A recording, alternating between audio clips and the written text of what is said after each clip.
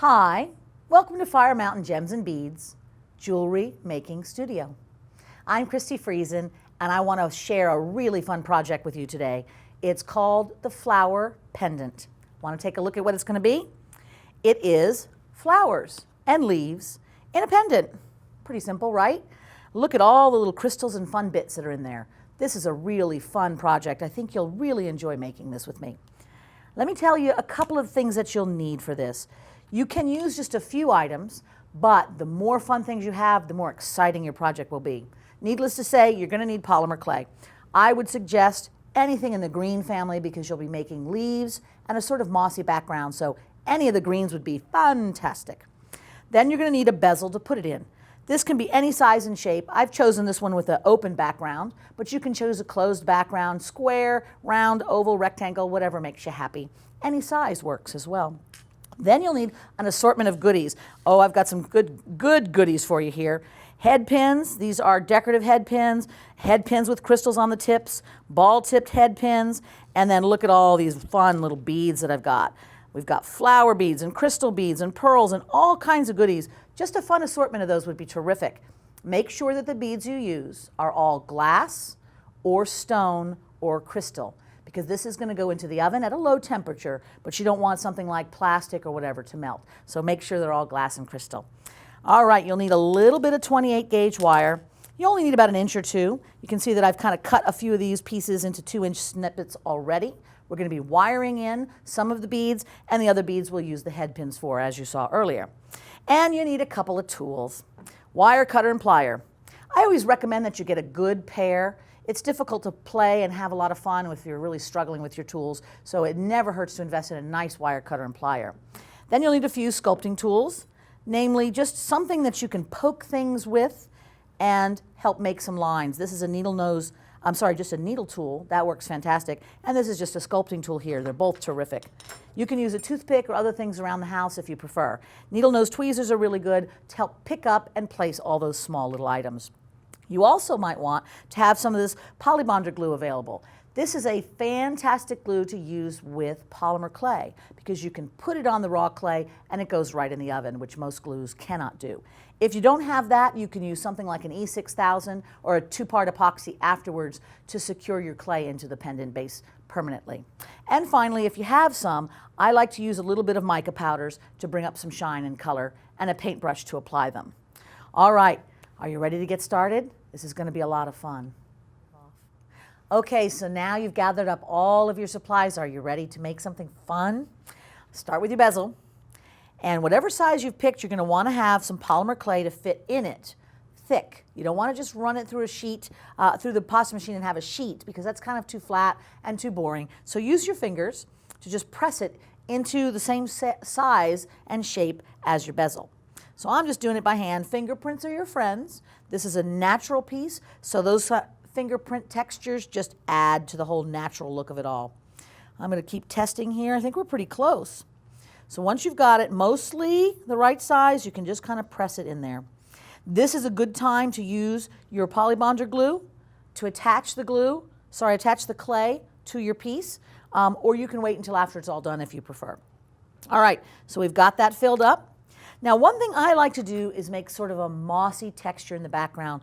What that does is it fills in any gaps, makes it look real natural, and you don't have just raw clay hanging out there. So what I'm doing is I'm just taking my needle tool and I'm kind of scribbling it on the surface. I have got it right straight up and down now because I'm making scratching motions, and I don't mind if they're all scraggly because it's moss. So see what we're doing? I'll stop there because that takes a while to do, but I usually finish that whole background before I start anything else. If you don't feel like it, you can press in all of your other things and just do moss wherever the empty parts show, whichever makes you happy. Okay, leaves. I put a cluster of leaves so that the flowers can live on top of them. And I just start with a little ball of clay, small, about a half a size of a pea, and pinch one end, roll with your finger so that it kind of pinches into a point. Flatten it with your fingers. Again, fingerprints are fun, no problem there. Needle tool makes a line right down the middle. Then come back, and I am holding it kind of low this time. I'm not doing the scratchy parts. I'm just pressing little diagonal lines to make the veins of your leaf. If your lines go outside of your leaf shape, don't worry. You might like it like that, or you can always go back and press and bring everything in to size and shape as you wish. Once you have a line and more lines, let's make it look like a leaf instead of clay with lines on it by pushing it together on that middle. See how that looks? Now we have a leaf. Doesn't that look great? And we want to put that leaf in our pendant. Luckily for you, polymer clay just sticks to itself rather easily, but you can use a sculpting tool to kind of help it really press in there if you're worried. I made a couple of other leaves when you weren't looking, and I'm going to put those all on right now. You can make them one at a time, or you can make a cluster and just stick them all on there, whichever you like. I'm going to go for the stick them all on there method.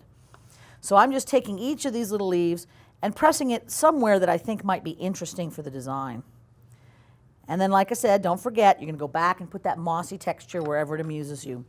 All right, so far so good. We have a nice little arrangement of leaves. I've also left a little distance here from the base. Not a problem with polymer clay. If it sticks out too far, that could be fragile, but just a little bit of air is going to be fine. Now, I mentioned to you that there's a couple of ways to add the beaded elements. The first way is using a head pin, and I really like these ones with the ball tips on them. Grab that head pin, grab a crystal, stick it right on there, maybe another bead or two. I'm going to take that flower bead, and this is fantastic for any beads that have holes right in the center. Once you've made as many beads on that stem as you want, just clip off the end. Again, don't aim near your eyes. And then use your pliers to bend a little hook in that tip. The tip of the wire with a hook in it will embed into the clay.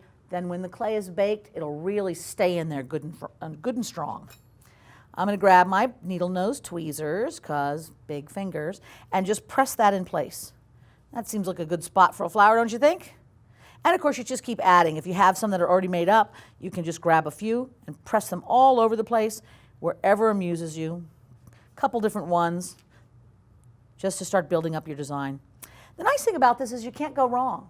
Anything you put together is going to look terrific. If you pick your beads ahead of time with a similar color palette, you can jam them in any old way and it's going to look fantastic.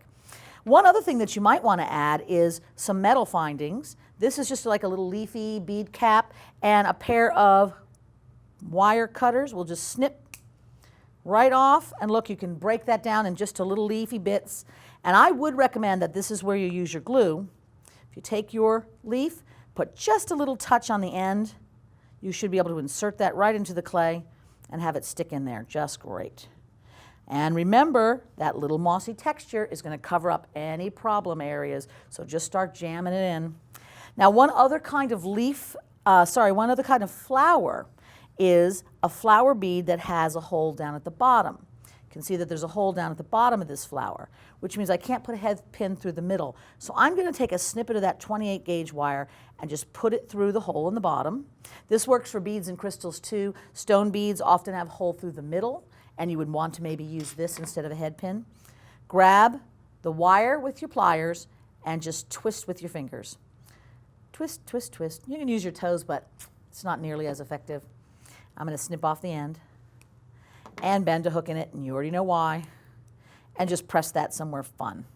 So you just keep playing, adding, until you have as much or as little bouquet as amuses you. Let's take a look at these again for some ideas. You'll notice that I used a lot of the same elements here, including these lovely little Swarovski crystal head pins. They're fun to just insert here and there. There's some more of those metal bits. And you can also just use head pins straight, sticking out like a little spray of fun, or twist them up in a coil. Don't those look great? Now, once you've created your wonderful flower pendant, you're going to have to bake it in the oven so it'll get hard. Polymer clay does not harden in the air. It needs heat, and your home oven will provide that.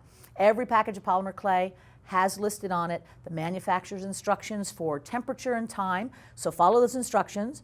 But generally speaking, you preheat your oven, put it in for 20 to 30 minutes, and then take it out once it's cooled down. And at that point, you are ready to string this baby up and wear it to the compliments of your friends. Wasn't that fun? Now, besides making this particular project, you know here at firemountaingems.com, there's a lot of projects, tutorials, tips, techniques that you might want to take advantage of. And I also have another little fun thing for you, Flourish. This is a book for you if you like flowers and leaves and things. It's my book, so I can tell you it's really great. That's also here. So books, polymer clay, findings of all kinds, tools, they're all available right here at firemountaingem.com.